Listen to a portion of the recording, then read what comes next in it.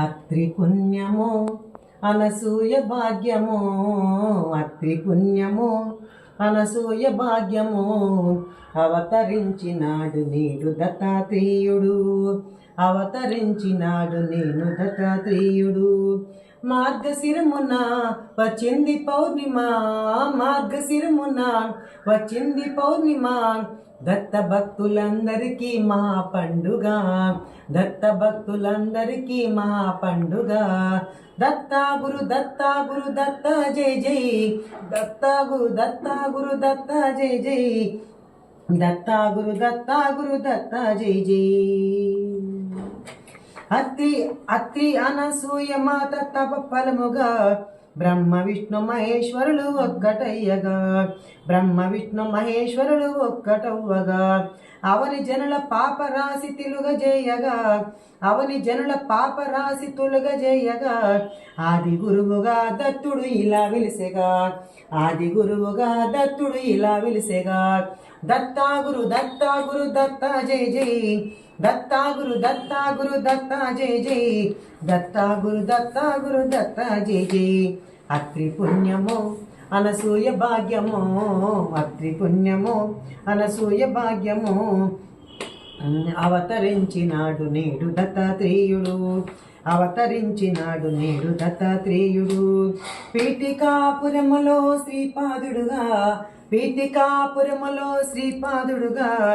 గానుగాపురములో నృసింహ సరస్వతిగా. మాణిక్య ప్రభువుగా కళ్యాణిలో, మాణిక్య ప్రభువుగా కళ్యాణిలో. స్వామి సమర్థగా అకలకోటలో.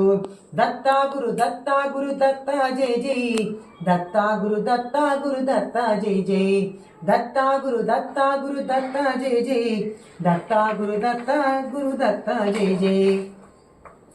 జగముల పరిపాలించే జగన్నాథుడు, జగముల పరిపాలించే జగన్నాథుడు. అనసూయ మాత ఒడిన నేడు పసిబాలుడు, అనసూయ మాత ఒడిన నేడు పసిబాలుడు. పుట్టుకయే లేనట్టి పరమాత్ముడు, పుట్టుకయే లేనట్టి పరమాత్ముడు. పుట్టినట్టు మాయ చూపి దివ్య తేజుడు.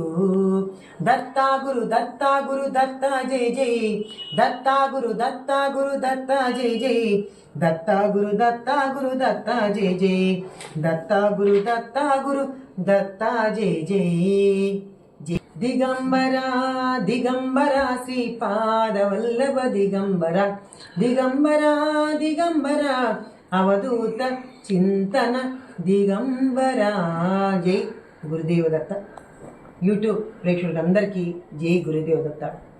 ఈరోజు మనం చాలా డిఫరెంట్ వీడియో చేస్తున్నామండి. ప్రతిరోజు అదే చెప్తావు కదమ్మా, మరి నిజంగా డిఫరెంట్ అంటే నిజంగా డిఫరెంట్ వీడియోనేనండి. దేనికంటే చాలామంది కామెంట్స్లో వాళ్ళు అడిగిన ప్రశ్నలకి ఇప్పుడు నేను సమాధానం చెప్పబోతున్నాను అనమాట. కాబట్టి అందరికీ, మీ అందరికీ కూడా పనికి వస్తుంది. దాన్ని ముందుగా మీరు ఒక పని చేయాలి. ఏం చేస్తారు? లైక్ చేయండి, షేర్ చేయండి, కామెంట్ చేయండి. వీడియోని ఎక్కడ కానీ స్కిప్ కాకుండా చూడండి. అది ఈరోజు నా కోరిక. సరే, ఏంటి ఆ క్వశ్చన్స్ అని అనుకుంటున్నారు కదా. నన్ను కామెంట్స్లో పెట్టారు చాలామంది. అమ్మ, సిద్ధమంగళ సూత్రం ఎన్నిసార్లు చదవాలి, ఎలా చదవాలి అన్నారు. నేను చాలా వీడియోలు చేశాను నాన్న, నా వీడియో చూడండి అని వాళ్ళకి చెప్పడం జరిగింది. 11 సార్లే చదవాలా అమ్మ అని ఒకళ్ళు అడిగారు. 40 సార్లు చదవాలా అమ్మ అని ఒకళ్ళు అడిగారు. మరి 108 సార్లు అని పెట్టారు కదా, అలా చదవాలా అని కొంతమంది అడిగారు. మీ అందరికీ మళ్ళీ కూడా నేను తెలియజేస్తే ఏమనగా, ఎన్నిసార్లు చదివాము అనేది కానీ కాదు ఇక్కడ క్వశ్చన్. మనం సిద్ధమంగళ స్తోత్రం చదువుతున్నామా లేదా అనేది. సిద్ధమంగళ స్తోత్రాన్ని స్పీడ్గా నువ్వు చదివేసి ఒక 500 సార్లు చదివేసుకుంటే ప్రయోజనం ఏముంది? ఒక్కసారైనా నువ్వు మనస్తృప్తిగా ఒక 10 నిమిషాలు కేటాయించి ఒక్కసారి చదివినా చాలమ్మా. ఇది నా భావన. ఇంకా మీరు కాదమ్మా, ఇంకోటి కూడా ఉంది నాకు. ఏమంటే, మన శ్వాస మన ధ్యాస సిద్ధమంగళ స్తోత్రంతోనే జరగాలి అని నేను అనుకుంటానమాట. అది మీ అందరికీ కూడా చెప్తాను. ఇట్లా శ్రీమదనంత శ్రీ విభూషిత అప్పల లక్ష్మీ నరసింహరాజా తెలియకనే శ్వాసని పీలుస్తూ వదిలే క్రమంగా ఇలా కూడా మనం చేసుకోవచ్చు అనమాట. ఇక్కడ స్పీడ్గా చదువుతున్నానా, తర్వాత ఎన్నిసార్లు చదువుతున్నానో సంఖ్య ప్రధానం కానే కాదు. మనస్తృప్తిగా నీ మనసారా భగవంతుణ్ణి ఒక్కసారి స్మరించుకుంటే చాలండి. మనసు ఎక్కడెక్కడో పెట్టుకొని మనం ఎన్నిసార్లు చదువుతున్నామని కాదు. సరే, మీరు అడిగిన నేను సమాధానం చెప్తాను. రోజు 11 సార్లు చదవండి, ఆనందమే. 40 సార్లు చదవండి, ఇంకా ఆనందమే. 108 సార్లు చేయండి, ఇంకా ఇంకా ఆనందమే. భగవంతుడికి మనం ఎప్పుడు నామస్మరణ చేసుకుంటూ ఉంటే మన చేదేం కాదు కదా, అందరికీ చాలా అమృతం. కాబట్టి సిద్ధమంగళ స్తోత్రాన్ని నిజంగా అమృతంతో పోల్చామండి మేము. అసలు అంతటి అదృష్టం అనమాట. చూడండి, ఈ పాట వినండి. సిద్ధమంగళ స్తోత్రానికి ఎంత అత్యంత అద్భుతమైన ఆ యొక్క అమృతాన్ని స్వామివారు మనకి ఇచ్చారు. ఈ పాటలో మనకు అర్థమైపోతుంది. అమృతమే దొరికింది శ్రీ గురుని స్తోత్రమది, వేదములే పఠింప శ్రీపాదారాజమణి. అమృతమే దొరికింది శ్రీ గురుని స్తోత్రమది, వేదములే పఠింప శ్రీపాదారాజమణి, శ్రీపాదారాజమణి. ఇక అమృతమే దొరికింది, శ్రీగురుని స్తోత్రం ఇది. కాబట్టి వేదాలే పఠించాయంట శ్రీపాదరాజమణి. శ్రీపాదరాజం అనేది మహామంత్రం అండి. ఆ మంత్రాన్ని మనం రోజుగాన మన ఇష్టం, ఇప్పుడు చెప్పాను కదా, ఎన్నిసార్లు అని కాకుండా మనం 100 సార్లు, 180 సార్లు, లేదంటే మనకు ఎంత టైం ఉంటే ఆ టైం అంతా సేవ్ చేసుకొని మనం స్వామి కోసం నామస్మరణ నడుస్తూ చేయొచ్చు, పడుకొని చేయొచ్చు, కూర్చొని చేయొచ్చు. నామస్మరణకు ఒక టైం ఏం లేదు కదా. కాబట్టి శ్రీపాదరాజం శరణం ప్రపత్తి అంటే శ్రీపాదవల్లభ ఎక్కడున్నా సరే పరుగున వచ్చి తీర్తాడనమాట. సుమతి తనయ శ్రీపాద పీఠికాపుర నిత్య విహార, సుమతి తనయ శ్రీపాద పల్లకి సేవకు వేళాయే పరుగున నీవు రావయ్య, పల్లకి సేవకు వేళాయే పరుగున నీవు రావయ్య, పరుగున నీవు రావయ్యా. పరుగుతుకుంటూ వస్తాడనమాట స్వామి. ఆర్తితో నువ్వు పిలవాలే కానీ పరిగెత్తుకుంటూ వస్తాడనమాట. అక్కడ భక్తి ప్రేమ ప్రధానం అనమాట. కాబట్టి ఇక్కడ స్వామివారు ఎందుకు పిఠాపురంలో జన్మించారు అంటే, సవితృకాటకచనం అనే యజ్ఞం జరిగింది త్రేతాయుగములో. దానికి భరద్వాజ ఆ మునికి ఇచ్చిన మాట ప్రకారం ఈ దత్తాత్రేయుడు స్వామి మొదటి అవతారం పీఠికాపురంలో జన్మించవలసి వచ్చింది. అందుకే సవితృకాటక చేయనమట భరద్వాజముని గోత్రమట, సవితృకాటక చేయనమట భరద్వాజముని గోత్రమట, శ్రీపాదవల్లభ జననమట పీఠికాపుర భాగ్యమట, శ్రీపాదవల్లభ జననమట పీఠికాపుర భాగ్యమట, పీఠికాపుర భాగ్యమట. అమృతమే దొరికింది శ్రీ గురుని స్తోత్రమది, వేదములే పఠింప శ్రీపాదరాజమణి. కాబట్టి సవితృకాటకం యజ్ఞం చేయడంతో ఆ యొక్క కలియుగములో శ్రీపాద శ్రీవల్లభ స్వామి అంటే ఇదిగోండి దత్తాత్రేయుడు యొక్క మొట్టమొదటి అవతారమే ఈ చిన్ని బుజ్జి కన్నయ్య శ్రీపాద శ్రీవల్లభ స్వామి. అదే పీఠికాపుర భాగ్యం అన్నమాట మనందరికి కూడా. తర్వాత చూడండి, సవితృకాటకం యజ్ఞం మూలాన పుణ్య ఫలితమే శ్రీపాద శ్రీవల్లభ స్వామి జననం జరిగింది అని చెప్పి మనం అత్యంత అద్భుతంగా మనము తెలుసుకున్నాం అనమాట చరితామృతం ద్వారా. మనం ఇక స్వామి చిన్నప్పటి నుంచే వేదాలకు వెళ్ళిపోయేవారు. ఎన్ని లీలలు, ఎన్నో మహత్యాలు చేశారు, లీలలు చేశారు. పీఠికాపురం అంతా అత్యంత అద్భుతమైన పీఠికాపురం. ఎందుకంటే అది పైకి కనిపించే భౌతికమైన పీఠికాపురం కాదు, స్వర్ణ పీఠికాపురం అండి. మన అది ఋషులకి, తపస్సులకి, మహాత్ములకి కనిపిస్తుందంట. అది అంటే మనం చూసే పీఠికాపురం వేరు, లోపల చూసే పీఠికాపురం వేరంట. అది స్వర్ణ పీఠికాపురం అంట. కాబట్టి ఎన్నో లీలలు చేశారు స్వామి చిన్నప్పుడు. ఏమనుకుంటున్నాం అంటే, ఎన్నో వింతలు చేసినట, ఎన్నో మహిమలు చూపినట, ఎన్నో వింతలు చేసినట, ఎన్నో మహిమలు చూపినట, అందరిలో తానున్నానంటూ ఆత్మతత్వమే తెలిపినట, అందరిలో తానున్నానంటూ ఆత్మతత్వమే తెలిపినట, ఆత్మతత్వమే తెలిపినట. అమృతమే దొరికింది శ్రీ గురుని స్తోత్రమది, వేదములే పఠింప శ్రీపాదరాజమణి. స్వామి ఎన్నో లీలలు చేశారండి. చరితామృతం చదువుతుంటే ఒక్కొక్క లీల మనకి మామూలుగా ఉండదు, ఒళ్ళు పులకించిపోయాని లీలలు అన్నమాట. తాతగారికి అంటే శ్రీపాద వల్లభ స్వామి అంటే తాతగారికి ఇష్టమా, సుమతి మాతకు ఇష్టమా అంటే నిజంగా జనరల్గా అమ్మకే ఉంటుంది కదా ఇష్టం, తాతగారి కంటే సెకండరీ ఎవరైనా సరే. కానీ ఇక్కడ మన శ్రీపాద వల్లభ స్వామి తాతగారిని చూసుకున్నట్లయితే తల్లి ప్రేమ గొప్పదా, తాతగారి ప్రేమదా గొప్పదా అని అక్కడ మనకని తూకి వేసినట్లయితే ఇద్దరి ప్రేమ సరిసమానమే అని చెప్పచ్చంట. అందుకని బాపనార్యుల ప్రేమయట ఆ తల్లి సుమతి వాత్సల్యమట, బాపనార్యుల ప్రేమయట ఆ తల్లి సుమతి వాత్సల్యమట. శ్రీపాద వల్లభ స్వామి రూపం ఎలా ఉంది? ముద్దుల మోహన రూపమట, చూచిన వారిదే భాగ్యమట, ముద్దుల మోహన రూపమట, చూచిన వారిదే భాగ్యమట, చూసిన వారిదే భాగ్యమట. అమృతమే దొరికింది శ్రీ గురుని స్తోత్రమది, వేదములే పఠింప శ్రీపాదరాజమణి. కాబట్టి ఇక్కడ తల్లి ప్రేమ, తాతగారి ప్రేమ అంత చురుగొన్నాడండి ఈ చిన్ని కన్నయ్య శ్రీపాద వల్లభ స్వామి. తన తాతగారితో చిన్నప్పటి నుంచే వేదాలకు వెళ్ళిపోయేవారటండి, అన్ని మహిమలు చేశాడు. అలాగే సుమతి మాత కూడా కన్నయ్య అని ఎంతో వాత్సల్యంతో ప్రేమతో స్వామిని చూసుకుందండి ఆ సుమతి మాత తల్లి. కానీ సిద్ధమంగళ సూత్రం అసలు ఎక్కడి నుంచి వచ్చింది అంటే బాపనారుల వారు తన మనవడని అప్రయత్నంగా పలికారంట. అంటే తన మనవడు అంటే శ్రీపాద వల్లభ స్వామి తవుడంతా ఇట్లా పోసేసి ఉంటారనమాట. ఆ తవుడులో నడిచి ఇట్లా వెళ్తూ ఉంటాడు. వెళ్తూ ఉంటే 16 సంవత్సరాల బాలుల్లాగా తన పాదముద్రలు వచ్చాయంట ఆ తవుడు. అప్పుడు బాపనారుల వారు అడిగారంట, అంటే శ్రీపాద వల్లభ స్వామి తాతగారు, అమ్మని ఎవరే ఇటు వెళ్ళారు అని అడిగితే ఆ సుమతి మాత చెప్పిందంట, ఇంకెవరు నాన్న మీ ముద్దులు మనవడే అని చెప్పిందంట. అప్పుడు ఆ పాదాలు తీసి చూస్తే ఇట్లా అంటే ఆ పాదాలను పరిశీలించి చూస్తే దాంట్లో శంకు చక్రాలు మొత్తం అంతా సర్వము అక్కడ కనిపించాయంట స్వామికి. అప్పుడు అమ్మ నా మనవడు సాక్షాత్తు దత్తుడా అని చెప్పేసి అప్పుడు ఆయన అప్రయత్నంగా పలికారంట కొన్ని పలుకులు. కాబట్టి సవితృ కాటక బాపనార్యుల వచనమట సిద్ధమంగళ స్తోత్రమట.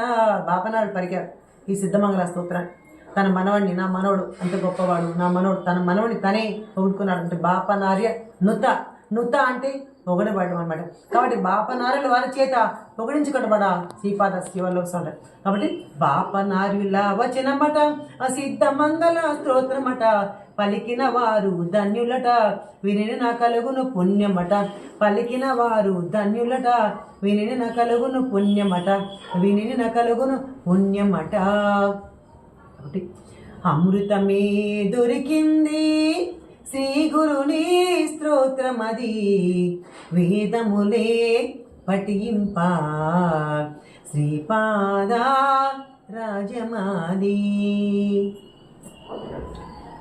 ఈ పాటని మాకు మాత్రమే మేము దీన్ని చేసుకోవడం జరిగింది. కాబట్టి మా అనుమతి లేకుండా ఎవరి పాటను మాత్రం రికార్డ్ చేసి పెట్టద్దండి. దేనికంటే మేమే రికార్డ్ చేసి పెట్టారనుకుంటున్నాం కాబట్టి మీకు ఒక చిన్న మాట చెప్తున్నాను, అంతే, ఇంకేం కాదు. కాబట్టి ఎంతో అద్భుతమైన అమృతమైన స్తోత్రం అనే సిద్ధమంగళ స్తోత్రం. బాపనారులతో తన మనవడిని ఆయన పొగిడించుకున్నబడ్డ శ్రీపాద శ్రీవల్లభ స్వామి అని. ఇది మనందరికీ అమృతమేనండి నిజంగా. పైగా వినిన కలుగును పుణ్యమట. అందరికీ చదువు రావాలని లేదు కదా, అందరూ స్తోత్రాన్ని చదవాలని లేదు, వాళ్ళకి చదువు రాని వాళ్ళు ఉంటారు, అట్లాగే చదవలేని వాళ్ళు ఉంటారు. కాబట్టి వాళ్ళు వినినా కూడా అంతే పుణ్యం వస్తుంది అని చెప్తున్నారు ఇక్కడ. కాబట్టి సిద్ధమంగళ స్తోత్రాన్ని విన్నా చదివినా పారాయణ చేసినా అంతా మనకు శుభాలు అన్నమాట. మీకు ఒక లీల చెప్తాను. ఇందాక ఏంటమ్మా మీరు అడిగిన క్వశ్చన్కు దీనికి సంబంధం లేదే చెప్పడం అని అనుకుంటారేమో. నేను తన క్వశ్చన్కు ఆన్సర్ చెప్పాను కదా, 11 సార్లు కాదు కదా, మీరు ఎన్నిసార్లు చదివినా అంతా స్వామికి ఆనందమే అని చెప్పేసి అయిపోయింది. అయితే ఈ సిద్ధమంగళ స్తోత్రాన్ని సిద్ధులు కూడా చదువుతారండి, మహాత్ములు చదువుతారు, దేవతలు చదువుతారట సిద్ధమంగళ స్తోత్రాన్ని. కాబట్టి అంత మహిమగల స్తోత్రం అని చెప్పేసి మనం రోజు కూడా సిద్ధమంగళ ఎన్నో వీడియోలు మనం పైగా నేనే కాకుండా చాలామంది వీడియోస్లో కూడా అత్యంత అద్భుతంగా చెప్పుకుంటున్నారు, వింటున్నారు, తరిస్తున్నారు అనమాట. మీకు ఒక అత్యంత అద్భుతమైన లీల మీ అందరితో పంచుకుంటాను. ఒక ఆవిడకి సిద్ధమంగళ స్తోత్రమే తెలియదంటే ఎన్నో అనుభవాలండి, అసలు కోకొల్లలు అనమాట. మనకు చెప్పుకోవాలంటే జీవితకాలం సరిపోదమ్మా, అంత అద్భుతమైన ఫలితాలు అనమాట. ఒక ఆవిడకి పిల్లలు అంటే ఒక 2 పిల్లలు ఉన్నారు. దాంట్లో ఒక చిన్న అంటే కవలలట. ఒక పిల్లవాడు చిన్నప్పుడు అంటే 20 days అప్పుడే చనిపోయారట. అయితే ఇంకొక పిల్లవాడు ఉన్నాడు. అప్పటికి ఆవిడ సిద్ధమాలో తెలియదంట. ఆవిడ ఆ దిగులతో ఉన్నప్పుడే ఇంకా ఈ పిల్లవాడిని కూడా ఎందుకో హాస్పిటల్లో చూపిస్తే క్యాన్సర్ కణాలు ఉన్నాయి కనిపించాయంట అని చెప్పారంటే డాక్టర్స్. ఇంకా ఆ పాప చాలా బాధపడిపోయి ఏడుస్తూ నెట్లో చేసిందంట. దీంట్లో చాలా గొప్ప సిద్ధమంగళ సూత్రం అని తను నెట్లో వెతుక్కున్న తర్వాత దాన్ని చదవడం పారాయణ చేయడం మొదలుపెట్టిన తర్వాత అత్యంత అద్భుతం ఏంటంటే అది ఇంత దీక్షతో, పట్టుదలతో, భక్తితో, శక్తితో చదువుతూ ఉంది. ఇంకా అనుకోకుండా మళ్ళీ స్కానింగ్ తీసుకెళ్తే అసలు ఆ క్యాన్సర్ కణాలు ఎక్కడా లేవమ్మా, ఆ సెల్సే లేవు, చాలా అత్యంత అద్భుతం అని చెప్పేసి అన్నారంట వాళ్ళు. అప్పుడు మళ్ళీ అలా 2 నెలలకు ఒకసారి టెస్ట్కి వెళ్తూనే ఉంటుందంట. ఆ చిన్న బాబుని ఒళ్ళో పెట్టుకొని ఆ పాప ఆ స్కానింగ్కి వెళ్ళే ముందంతా 11 సార్లు, అదే నేను చెప్పాను కదా, తనకి నోటికి ఎంత వస్తే అన్నిసార్లు చదివేసుకొని గబగబా లోపలికి వెళ్తే డాక్టర్ని ఆశ్చర్యపోయి అమ్మ అసలు ఏమి లేదమ్మా అని చెప్తున్నాడంట. కానీ అయినా సరే ఒకసారి మళ్ళీ మీరు తీసుకొచ్చి చూపించండి అని చెప్పి దానికోసం వెళ్తుందే కానీ అసలు ఆ బాబుకు ఎటువంటి ఇది లేకుండా ఎంతో ఆరోగ్యవంతుడిగా ఉన్నాడండి. ఒకటి కాదు, 2 కాదు, ఎన్ని అనుభవాలు చెప్పుకుందాం చెప్పండి, చాలా చాలా అనుభవాలు. కాబట్టి మీరందరూ కూడా సిద్ధమాగలో ప్రతిరోజు కూడా ఇన్నిసార్లు అని నన్ను మళ్ళీ ఇంకొకసారి ఎప్పుడు అడగద్దండి. ఎందుకంటే ఇది కోపంతో నేను చెప్పను, నా పనే సిద్ధమాగలు చదువు అని చెప్పేదాన్ని. కాబట్టి ఇన్నిసార్లు అనుకోదండి, మీ మనసుకు ఎన్నిసార్లు స్వామి అనుగ్రహిస్తే అన్నిసార్లు చదవండి. మనకేమో ఏం చెడిపోయే కూర కాదు కదండి, లేదా అయ్యో ఇంత ఎక్కువ చేస్తే పడేయాలి అనే భావం లేదు. మనం ఎంత చేసుకుంటే అంత ఉంటుంది, ఇంత చేసుకుంటే ఇంతే ఉంటుంది, ఇంత చేసుకుంటే ఇంతే ఉంటుంది, ఇంత చేసుకుంటే ఇంతే ఉంటుంది. కాబట్టి మనం ఎంత చేసుకుంటే స్వామి అంత మనకి ఇస్తారనమాట. అయితే నాకు ఇక్కడ మీకు అందరికీ ఒక చిన్న విషయం చెప్పాలనుకుంటున్నా.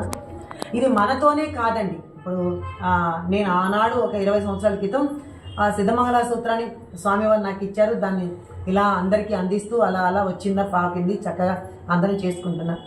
కానీ మనతోని ఇంతతోనే ఆగిపోకూడదు. భావితరాల వారందరూ కూడా చదవాలి దీన్ని సిద్ధమంగళ సూత్రాన్ని. అలా తాత ఆస్తులకి ఎలాగైతే మనం వంశపారంపర్యంగా ఉన్నామో అలాగే ఈ సిద్ధమంగళ సూత్రాన్ని కూడా వంశపారంపర్యంగా ఉండాలనేది నాకు ఒక సంకల్పం కలిగిందమ్మా. కాబట్టి దానికి ఏం చేయాలి, మన పిల్లలకి, వాళ్ళ పిల్లలకి, మన మనవాళ్ళు వచ్చారు వాళ్ళకి చెప్పించాలి, మనవరాళ్ళు వచ్చారు వాళ్ళకి చెప్పించాలి, తర్వాత అట్టాగి మన బిడ్డలు వచ్చారు వాళ్ళకి చెప్పాలి, మన పిల్లలు అందరికీ నండి ఇది అందరికీ పంచుకుంటా పోతే అది పెంచబడుతుందమ్మా. మీరందరూ అయ్యో ఇది కాదు, ఇట్లా ఏం చదవాలి, లేదంటే పిల్లలకి మార్కులు రాలేదు, లేదంటే వాళ్ళు కొంచెం చాలా నీరసంగా ఉన్నారు, ఇవన్నీ చాలామంది కూడా ఇవి కూడా నన్ను డౌట్స్ అడుగుతున్నారు. దానికి ఏం చేయాలమ్మా అని నిజంగా చెప్తాను. సిద్ధమంగళ స్తోత్రాన్ని మించిన స్తోత్రం నాకైతే తెలియదండి. నేను శ్రీపాదుల చరితామృతం దత్తుని పట్టుకున్నాను. ఇదిగో చూసారుగా ఈయన పట్టుకున్నాను. అలాగే ఈయన పట్టుకొని సిద్ధమంగళ స్తోత్రం ఏంటి, నా భజన ఏంటి, నా పాటలు ఏంటి, శ్రీపాద చరితామృతం ఏంటి, గురు చరిత్ర ఏంటి, యోగుల చరిత్ర ఏంటి, మహాత్ముల చరిత్రలు, అలాగే సిద్ధపురుషుని దర్శించుకోవడం, అవధూతులు, ఇవన్నీ జరిగిపోతున్నాయి ప్రయత్నంగా. అలభ్య యోగం నాకు పూర్తిగా నాకు ఇచ్చేశారు స్వామి. అంటే ఎందుకంటే ఈయన గట్టిగా పట్టుకున్నాను, స్వామి నాకు అత్యంత అనుగ్రహం ఇచ్చేసారు. అట్లాగే మనం భక్తి, మనకు విశ్వాసం ఉండాలి. ఏ స్తోత్రం అని కాదమ్మా, భక్తితో విశ్వాసంతో మనం కానీ చేసినట్లయితే తప్పకుండా స్వామి మనకి ఇచ్చి తీరుతారు ఏదైనా సరే. ఇంకా చాలామంది కూడా అడుగుతూ ఉంటారనమాట, అమ్మ మా అబ్బాయికి చదువు రావట్లేదు, మా అబ్బాయికి లేదంటే పెళ్లి కావట్లేదు, మా అమ్మాయికి ఇట్లా పెళ్ళి అవ్వట్లేదు. చాలామంది కూడా ఇది కూడా క్వశ్చన్స్ అడుగుతున్నారు. మనం ఏ సంకల్పం అయితే అనుకున్నామో తప్పకుండా మీరు చేయండి. ఎప్పుడు దాకా ఆ కర్మ ధ్వంసం అయ్యేంత వరకు తప్పకుండా చేయండి. తప్పకుండా మీకు కానీ మెరాకిల్ జరగకుంటే అప్పుడు నన్ను మళ్ళీ నేను ఫోన్ నెంబర్ కూడా ఇస్తాను కదా, తప్పకుండా నన్ను మీరు అడగండి. ఎందుకంటే ఇది ఒక్కరోజు చదివితే, మధ్యాహ్నం కూడా చెప్పాను, ఒక వీడియో చేశాను, ఒక రోజుతో వచ్చేది కాదమ్మా. ఇది మన కర్మలంతా ధ్వంసం అవుతూ ఉండాలి. చదువుతూ ఉంటే మన కర్మలంతా ఆ నామంతో మనకు ఉత్తేజమై అంతా మనకి ఇంకా ఏముండదు, అంటే పాపాలు ఏమి ఉండవన్నమాట. పాపకర్మంతా నశించి మనలో మొత్తం పుణ్యకర్మలే ఉంటాయి. బట్ అప్పుడు నీలో ఏదనుకుంటే సంకల్ప బలంతో అది కదా మనకు జరిగేది. ఈరోజు 11 సార్లు చదివేసి లేదా 40 రోజులు చదివేసి అమ్మ నా పని అవ్వలేదు అంటే ఎట్లా కుదురుతుంది? అది రోజు మన అన్నం తింటూనే ఉన్నాం కదా, రోజు మనకు ఆకలిస్తే మరి కాఫీ తాగుతున్నాం, టీ తాగుతున్నాం, అన్నీ చేస్తూనే ఉన్నాం కదా. అలాగే ఇది కూడా ఒక క్రియ అనుకోండి. ఇది కూడా అమ్మో ఇన్నిసార్లు చేయాలని కాకుండా ప్రతిరోజు నువ్వు నడుస్తూ ఉన్నా చేయొచ్చు. ఆ నామమే కాదండి, సిద్ధమాలతోనే కాదు, దిగంబర శ్రీపాదల దిగంబర, లేదా మీకు ఇష్టమైన నామం. నేను దత్తుడు నాకు ఇష్టం, దత్తనామం పట్టుకున్నాను, సిద్ధమూలత్రం పట్టుకున్నాను. తర్వాత ఇలాంటి స్తోత్రాలన్నీ ఆపద్దర్క స్తోత్రం పట్టుకున్నాను, నృసింహస్వామి అష్టకాన్ని పట్టుకున్నాను. ఇవన్నీ స్తోత్రాలను చదువుకుంటా గురుచరిత్ర పారాయణ నేను ఈ పారాయణలో మునిగి తేలిపోతూ ఉంటాను అనమాట. కానీ అందరికీ దత్తభక్తి కావాలని కూడా అది కాదు. అది దత్తాని 2 లక్షల నామం పలకాలని కూడా కొన్ని కోట్ల జన్మల అదృష్టం ఉంటేనే, అసలు దత్తనామం కదే భగవంతుడి నామం పలకాలంటేనే కొన్ని కోట్ల జన్మలు కావాలి. అందులో దత్తాని నామస్మరణ స్మరించాలంటే చాలా చాలా అనుగుణం ఉండాలి. దత్తుడు మాయలోడు అండి. మనం పట్టుకుంటే ఆయన జారిపోతాడు, కానీ ఆయన పట్టుకుంటే గట్టిగా మన దగ్గరే ఉంటాడు. అంటే మీరందరూ కూడా అద్భుతంగా మీ పిల్లలకి, అలాగే మీరందరూ చదువుకొని మీ తరతరాల వారికి కూడా వాళ్ళందరికీ అలా అందిస్తూ ఉంటారు. మనతో ఒకరితోనే ఆగిపోకూడదు సిద్ధమంగళ స్తోత్రం. అలా వెళ్తూ వెళ్తూ వెళ్తూ ఉండాలన్నమాట. మీకు ఒక చిన్న విషయం చెప్తాను. మా పాప అంటే నా కూతురు వాళ్ళ బాబు అనమాట, అంటే నా మనోడు 1.5 yearకు ఎంత అద్భుతం అంటే మీరు నంబర్ ఎవరు, నా దగ్గర ఇక్కడే పాప తీసుకొచ్చేది. తీసుకొస్తే 1.5 కూడా అవ్వలేదండి, ఇంకా తక్కువే. రోజు నేను ఒళ్ళో 4ంటికి తెల్లవారుజామున పిల్లలు లేస్తారు కదా ఆడుకుంటాను. సరే నేను 4ంటికి లేచి తెల్లవారుజామున పూజ గదిలో వెళ్ళేదాన్ని. పూజ గదిలో వెళ్ళి వాడిని ఒళ్ళో పెట్టుకొని నేను సిద్ధమంగళం గట్టిగా చదువుతుంటే రోజు వినేవాడు. ఒకరోజు నేను పూజలో కూర్చుంటే వాడు అని చేయి ఇట్లా మాటలు రాలేదు. అప్పటికి అని నన్ను తట్టి అన్నాడు. నాకేం అర్థం కాల. తిరుపతి భాషలో అప్ప అంటే తినడానికి ఏమైనా అడుగుతున్నాడేమో అని నేను పైకి లేసి టేబుల్ మీద ఒక బిస్కెట్ ఉంటే తీసి ఇచ్చాను. వద్దు వద్దు అన్నాడు మాట. మరి ఇంకేం కావాలనేది ఏమీ చెప్పట్లేదు, తనకు మాట రావట్లేదు పాపం. అప్పుడు నేను మళ్ళీ గట్టిగా శ్రీమదనంత శ్రీ విభూషిత అప్పర లక్ష్మీ నరసింహరాజా జయ విజయీ భవ దిగ్విజయీ భవ శ్రీమదకండ శ్రీ విజయీ భవ అని చదువు. అప్పుడు వెంటనే నేను ఇలా తట్టి అంటే ఇది చదవమని చెప్పాను నేను. ఊరి నాన్న అప్ప అంటే అప్పలక్ష్మికి వచ్చిన తిప్పలా ఇవి అని నేను నవ్వుకున్నాను అనమాట. అప్పటి నుంచి మా మనవాళ్ళు, 2 మనవాళ్ళు, అలాగే మా బాబు యొక్క పాప శ్రద్ధ, వీళ్ళందరూ చాలా అద్భుతంగా సిద్ధమంగళ స్తోత్రం చదివి. ఇది ఎక్కడి నుంచి వచ్చిందంటే నేను చదువుతున్నా కాబట్టి నా పిల్లలకు వచ్చింది, వాళ్ళ పిల్లలకు వచ్చింది. మళ్ళీ రేపు వాళ్ళు కూడా అది మర్చిపోకుండా వాళ్ళ పిల్లలకు ఇలా సర్కిల్ లాగా ఇలా వెళ్ళిపోవాలన్నమాట సిద్ధమంగళ స్తోత్రం. కాబట్టి మీరందరూ కూడా మన పిల్లలకి అనే స్వార్థం కాదు, ఏ పిల్లలకైనా స్కూల్కి వెళ్ళి ఇదిగో మేడమ్స్కి ఇవ్వండి, వాళ్ళు కూడా అక్కడ చదివిస్తారు కావాలంటే. తర్వాత మన పిల్లలకి ఇవ్వండి, లేదా ఇంకా మన పిల్లల ఫ్రెండ్స్కి ఇవ్వండి, ఎంతమందికైనా మనం ఇవ్వచ్చు కదండి. కాబట్టి మీరందరూ కూడా సిద్ధమంగళ స్తోత్రం మనతోనే కాకుండా మన పిల్లలకు, వాళ్ళకందరికీ కూడా అందించి సిద్ధమంగళ స్తోత్రాన్ని మనం ఎవరు మర్చిపోకుండా దాన్ని పారాయణం చేసుకోవాలని నేను మనస్ఫూర్తిగా కోరుకుంటూ జై గురుదేవ దత్తమ్మ అందరికీ.